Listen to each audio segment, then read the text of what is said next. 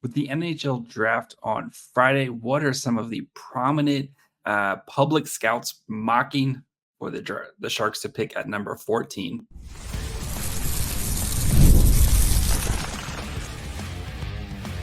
You're Locked On Sharks, your daily podcast on the San Jose Sharks, part of the Locked On Podcast Network, your team every day.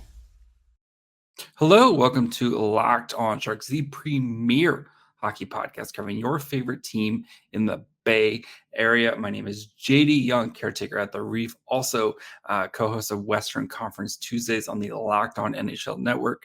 Want to thank you for making Locked On Sharks your first listen, probably part of the Locked On channel. Cover your team every day, even when we are on location in Vegas. So if you want to be an everydayer, all you have to do is just follow along wherever you get podcasts, or you can watch on YouTube as well. And today we're going to be going through a lot of people's final mock drafts, plenty of friends of the show, et cetera, just kind of seeing what the trends are, what they think the Sharks are going to do. Of course, we all know it's Macklin Celebrini. Everybody knows it's Macklin Celebrini. It's Macklin Celebrini at number 1, but the intrigue is for the Sharks is at number 14, and then potential guys who could be available in the second round. So we'll go through some of the different mock drafts and kind of see what people are thinking here for the Sharks. So before we do all that, though, do want to let you guys know that today's episode is brought to you by Game Time. Download the Game Time app, create an account, and use code LOCKEDONNHL for $20 off your first purchase. Terms apply. So we'll start with our bald king, Tony Ferrari of the hockey news. And of course, number 1, Macklin Celebrini. He infers or suggests that Celebrini goes back. So here's what the Sharks get: the future of the franchise is a little more clear with the addition of their franchise Celebrini. With their franchise center, Celebrini will look great until at the end of next season after he wins one more Hobie Baker and makes another national title run. I think he goes pro. I've been pretty, and even hearing the way he's being very down the middle. If you hear like some of his press availability and stuff like that, we'll make that decision, et cetera. I think Mike Greer's already talked to him about that. And I think Mike Greer has already said that he thinks he can play in the NHL next year. And I think Mike Greer is going to offer him a contract to play in the NHL next year. Now, if Macklin Celebrini wants to go back to college, more power to him. We'll get to watch Boston University highlight games all season. But I think Celebrini is going to be a pro next. I've been on that since basically day one. I think he's going to be on the Sharks next year at the beginning of the season. So at number 14, he has the Sharks picking Beckett Seneca, the right winger with the Oshawa Generals. With Celebrini already secured, the Sharks can take a chance with a player who has seen his development spike in the later portion of the season. Late in the season, Seneca started to gain the coordination we didn't see in the early part of the year after a growth spurt. This led to great finish with a really strong playoff. If he's there for the Sharks at 14, it makes sense to take a swing. This is also the player I picked in the Locked On NHL mock draft. And if Seneca's there, you have to think really long and hard about that. And I know Sharks fans want a defensive prospect. I just think Seneca you're looking at like a top line forward. He's kind of baby giraffe-ish right now, where he's still figuring out his body. But if he hits, you're getting a top line forward to pair with Macklin Celebrini and to pair with potentially Will Smith or Eklund or whoever. Like his ceiling is out of this world. So I definitely will probably have more on Seneca tomorrow. But Seneca is one of those guys where I'm circling really hard. I don't think he's going to get there to the Sharks, but if he does, he's a guy I think you have to think long and hard about potentially drafting there. So I'm 100% on. If you're walking away at the first round with, I remember we felt last year with Will Smith and Quentin Musty, you're going to feel just like that. If you're walking away with Macklin Celebrini and Beckett Seneca, like, yeah, the Sharks are looking really good. If that's and Seneca, I wouldn't be surprised Seneca has a musty like season next year where he just puts up like 100 points and just dominates in the OHL. Like that's what you're kind of projecting with Seneca. So on to Will Scouch. So he does the way he does it is he kind of does like what he would do, and then he does which he has a little bit different rankings, and then he also kind of does what the gut pick. So I'll go through that. Number one, of course, is Macklin Celebrini. He says, "What can I say? It's going to be Celebrini. He's going to San Jose. We all know, they know it. He's a great player, and he'll be a pivotal cog in the future of the Sharks, and should be a key focal point of the team. Diverse skill set, remarkable smarts, multifaceted scoring ability, and a very good 200-foot impact player. I see zero issues." Love it. All right. So what he does at 14. So Will's pick is Teddy Stiga, who I do love Teddy Stiga, but this feels very rich to me at picking. But again, like Will has guys like Consta Hellenius down at like 21, and he's projected to be like a top 10 pick. Liam Greentree, like he has a little bit lower, like Yakimchuk, he has at like 30. So his rankings are very, very much different, but here's what he says. So any watcher of the show or follow the project knows I love Teddy Stiga a lot. He's fast, skilled, relentless in the pursuit of the puck, forechecks remarkably well, and plays like a player who's been underrated his whole life. Landing Celebrini the crown jewel of the day, but combining him with an intense, high-paced, skilled forward with dual-threat offense is tantalizing. He's been a remarkable presence, doing a huge amount of legwork for players like Cole Eiserman this season. San Jose seems to want more beef in the lineup, but Stiga brings beef of his own. You have to set aside the numbers on a biographical sheet of information. Anyway, basically he says it's basically Gavin Brindley 2.0. That's what you're getting with Teddy Stiga. But Stiga's probably going to be realistically more like a late first at beginning of the second. So the Sharks could potentially get him later. So what he does for his gut pick, though, is Stian Solberg, the defenseman.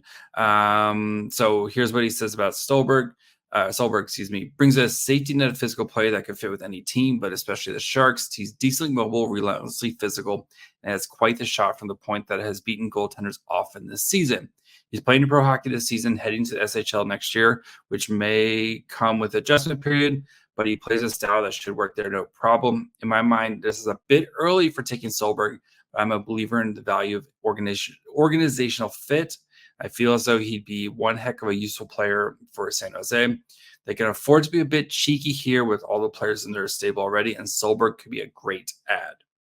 So he kind of admits it feels like a bit of a reach there. But when you have Smith and Musty and Celebrini and, Haltonen and all the guys that the Sharks, Eklund and all the guys that the Sharks have drafted, it allows you to kind of, and especially when you have now 3 picks in the second round, it allows you to be you can be aggressive. You can kind of be a little bit more prone to maybe picking a guy who's fits your system a little bit more because you just have so much more around what you have. I know the Sharks defense core needs some pieces here, but I'm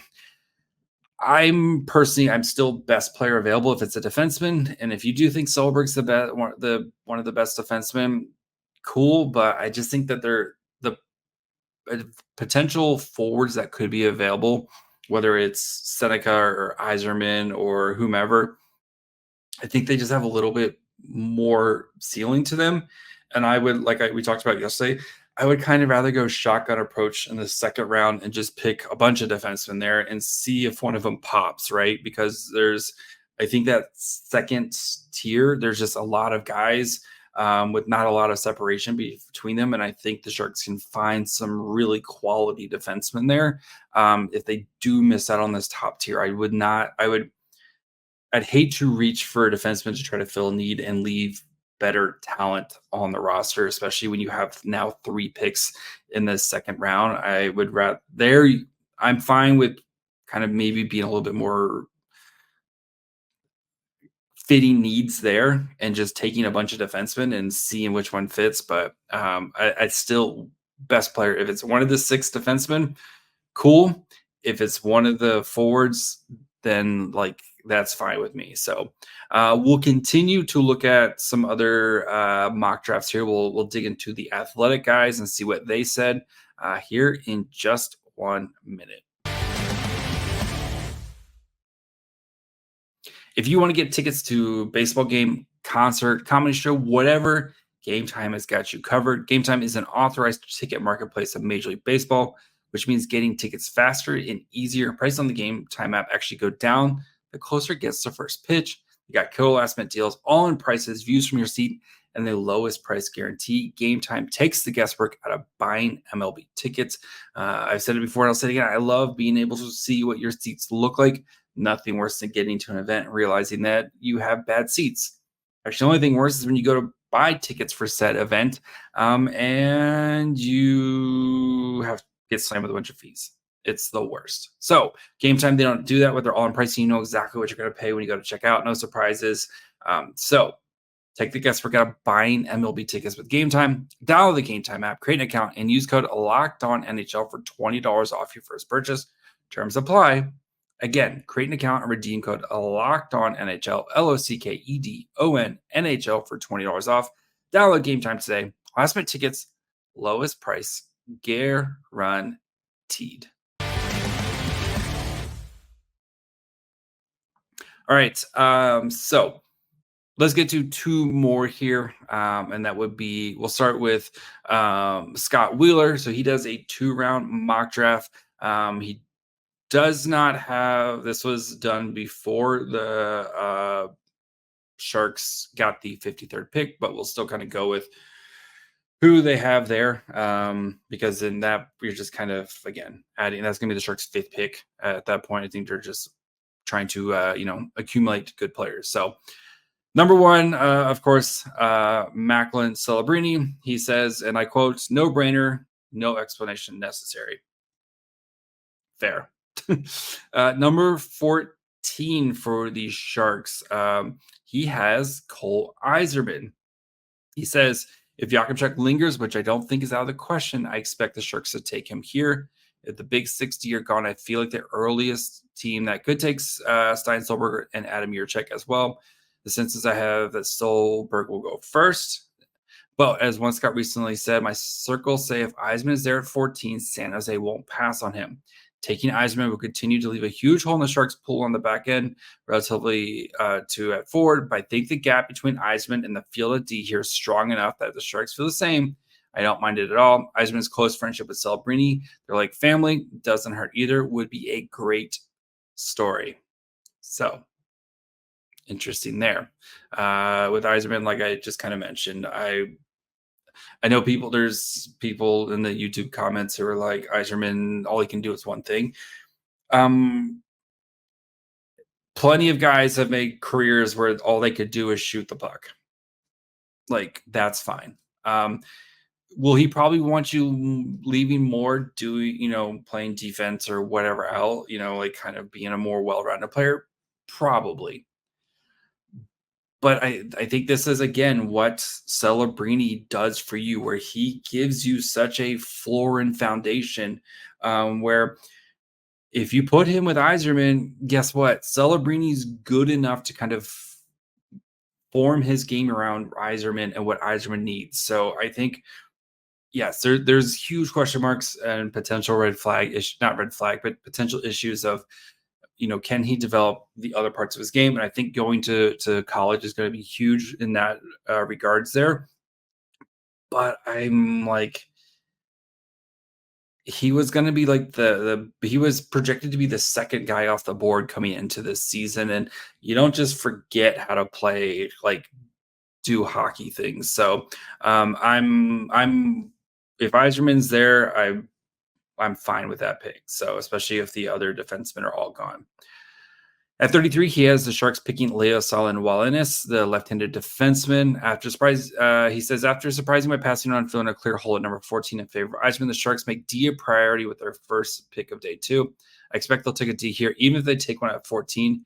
If Badinka's here, I think it would be him too. And I really like Badinka as well. I'm kind of hoping he's the guy at number 33. But so that's who he has there. At 42, Lucas Fisher, left-hand defenseman out of Sarnia. Fisher is held in high regards by NHL and OHL folks. The public list, and I fully expect he's going to be a second-round pick. He's got a lot of pro tools as a pro Budline and impressed at the combine, both tested and interviews. The Sharks will be a great fit as they continue to build out their pool of D with the second pick of the second round. And then at 53, so he has this going to Nashville, who originally owned the pick. Leon Muguli, left-handed defenseman. The Preds take out of Sweden. So the Preds take Roman Yossi's countryman with the first of 3 late seconds. If he goes in the range, they can stand to continue add on D, and I like the fit. So if the Sharks want to, again, go with that shotgun approach of taking 3 defensemen in the second round, I'm totally fine with that. So on to Corey Pronman. So, of course, Mac on Celebrini, number 1. I'm 99.99% sure we're taking Celebrini. They're taking Celebrini. We can move on. I think I just like reading the Celebrini ones because they're just funny to me. So at 14, he has the Sharks taking Stian Solberg, the defenseman. Solberg is difficult to project because teams have a wide variance in opinions on him. Some have him rated very highly, while others are wary of jacking him up too high on the list following a great World Championships. The Sharks need a defenseman at 14. I feel like it's going to be either Solberg or Adam Jiricek here.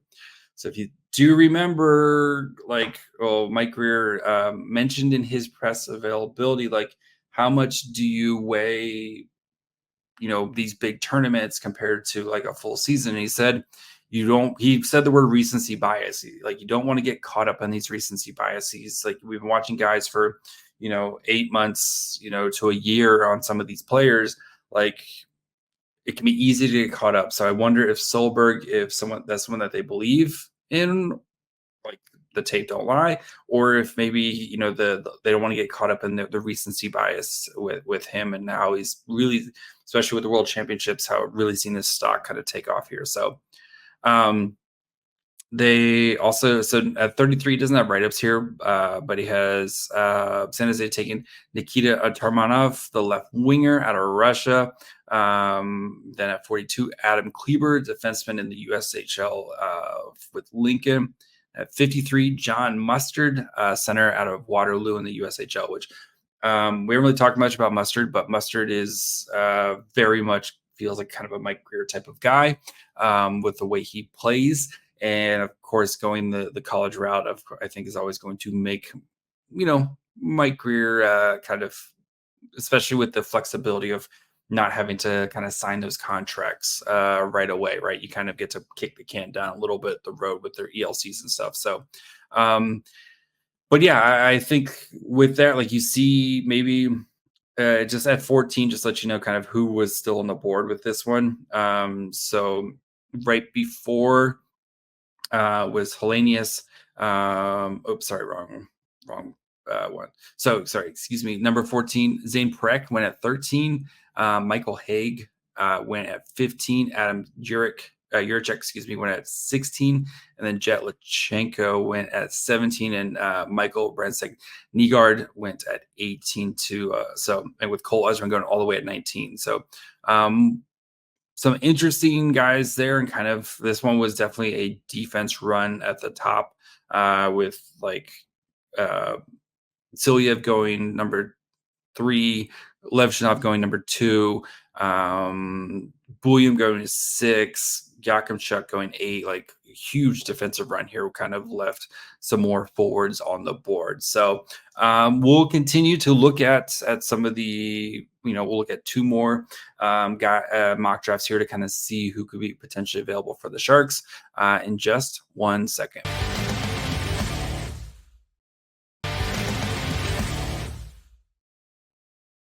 All right, let's continue with our good friend Stephen Ellis, who was on the show several times this year. So this one was this was the 25th, so yesterday. So he, of course, has Macklin Celebrini going number 1. This is essentially a done deal. there's not much speculation. You need to hear the Sharks have their number one center for the next 15 years. The Canadian-born pivot draws comparisons to Sidney Crosby and Jonathan Toews. Celebrity's a dynamic two-way forward who can score, hit, set guys up, and is committed defensively. He's ready to step into top-line duty with the Sharks next year. So it's pretty cool. I like it. Just interesting. He has Levchnov going 2, Demidov going 3 to the Ducks, which I would hate. But Ginla going 4, Lindstrom going 5, Zane Prick going 6, Seneca 7, Bulliam 8. I've seen the Kraken all over Bulliam. That's the team I think we have to jump. Dickinson 9, Hellenius 10 to the Devils, Yakimchuk 11, Brickley Catton 12, Anton Silyev 13, and then he also has Cole Eiserman going number 14 to the Sharks. If Eiserman falls this far, I can see the Sharks finding Celebrini as a longtime winger. It helps that they're best friends and former teammates at Chattanooga St. Mary's prep school. Eiserman has the best shot in the draft class, and having a stout playmaker who already knows how to play him, feeding him passes, sounds like a recipe for success. Just like I mentioned.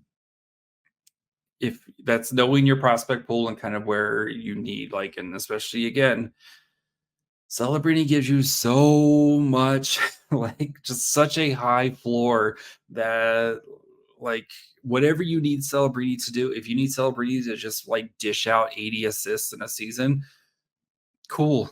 He can do that. If you need like it just that's the beauty of Celebrini, guys. So next, just a kind of Michael Brandsegg-Nygaard, Green Tree, and then Solberg goes 19 to the Golden Knights, just to kind of keep an eye out where he goes. And then Jurček goes 24 to the Avs there. So, yeah, the Eiserman thing, like the more I think about it, sounds pretty good to me. So, all right, and then finally, Chris Peters. So he has, of course, Celebrini. San Jose lands as franchise cornerstone and the player they can build around. Celebrini's arrival in San Jose will bring some optimism. It could also bring directions to the rebuild. Having a long-term 1-2 punch of Celebrini and Will Smith could make the Sharks a much more dangerous offensive team in the future. And he goes Levchnov, Silyev, Lindstrom, Demidov, Seneca 6 to Utah, which would be interesting. Berkeley Catton, Z Bulliam, Sam Dickinson, Ginla to the Devils. I can't picture the Flames passing on Ginla. I think they're, but anyway. Zane Prek at 11, Yakimchuk, so the kind of the defensive run there. Consta Hellenius at 13. And then you have the Sharks going Stian Solberg. So Sharks are going to need defenses on point. And this is particularly bare position for them beyond Shakir Mukhamadullin. Solberg has been a remarkable late riser, plays a physical brand of hockey, has mobility, and would be a great stopper for the Sharks. And then just some of the guys after. Michael Brandsegg-Nygaard, which feels a very Red Wings pick. Michael Haig, Cole Eiserman, Jet Lachenko, and Adam Jurček, kind of the next 4 picks there. So, yeah. Again, I've talked about Solberg a lot on this episode. So next, the second round. So he has Adam Kleberg going number 33 to the Sharks, the defenseman in the USHL. Then at 42, Matvei Gridian, left winger from in the USHL with the Muskegon Lumberjacks. And then at 53, he has Aaron Kavari. I'm sorry, terrible with his name there. He is the Finnish defenseman. I think he's the one who, he like blew out his knee and basically missed like the entire season. So if he's your third pick, and especially with the potential upside that you have there, that's a pick definitely worth taking a swing on there for the Sharks. And kind of again, they taking a lot of defensemen early on. I'm totally fine with that strategy. I think that's a very solid strategy.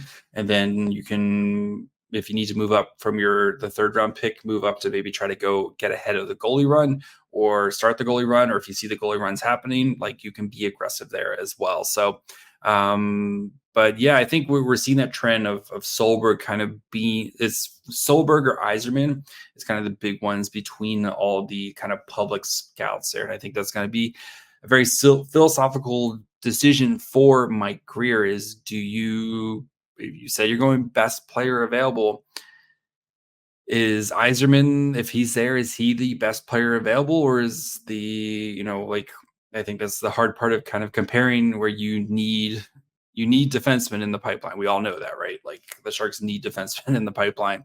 But are you considered reaching for a defenseman by taking Solberg? Or Adam Yurchek, who I know a lot of the guys had that as another potential option, or you just saying Eiserman, and he has one super, super elite skill, and that's putting the puck in the back of the net. And you can never have enough of those type of guys in your group, and then you would have Gushin, Casper Holtzen, and Cole Eiserman as like your three just like locked and loaded snipers.